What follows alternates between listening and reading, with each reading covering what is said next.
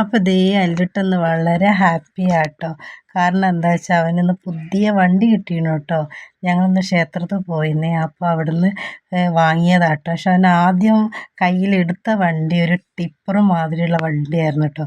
പക്ഷേ അത് പിന്നെ ഏട്ടൻ പറഞ്ഞു അത് വേണ്ട. അപ്പോഴാണ് ഇത് കണ്ടത്. കാരണം ഇതിൻ്റെ കൂടെ ദേ ഈ നീല, വയലറ്റ്, വേറെ നീല, പിന്നെ റെഡ്, അങ്ങനെ 4 വണ്ടി, കുഞ്ഞു വണ്ടി ഉണ്ട് കേട്ടോ. അപ്പോൾ ഈ വണ്ടി ഇങ്ങനെ ഉരുട്ടുന്നത് തോന്നണേ. എങ്ങനെ എനിക്ക് അറിഞ്ഞൂടാ കേട്ടോ. ഏതായാലും അവനെ ഹാപ്പി ആയാലും അത് മതി എനിക്ക്. കാരണം ഇവരെവിടെയെങ്കിലും പോയി വന്ന് ഇവർക്ക് വിചാരിച്ച് കിട്ടിയില്ല, അത് ഇവരെന്നല്ല നമുക്കും ഉണ്ടാവില്ല. നമ്മൾ വിചാരിച്ച് കിട്ടില്ല, ചെറിയൊരു സങ്കടം. പിള്ളേരാകുമ്പോൾ ഇങ്ങനെ കരഞ്ഞുകൊണ്ടിരിക്കുകയും ചെയ്യും. അപ്പോൾ അതെ അവനെ ഏതായാലും ഹാപ്പി.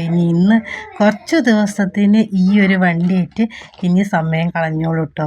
പിന്നെ അടുത്ത ദിവസം ആകുമ്പോൾ നോക്കാം ഇനി അടുത്ത വാശി ഏതാണ്.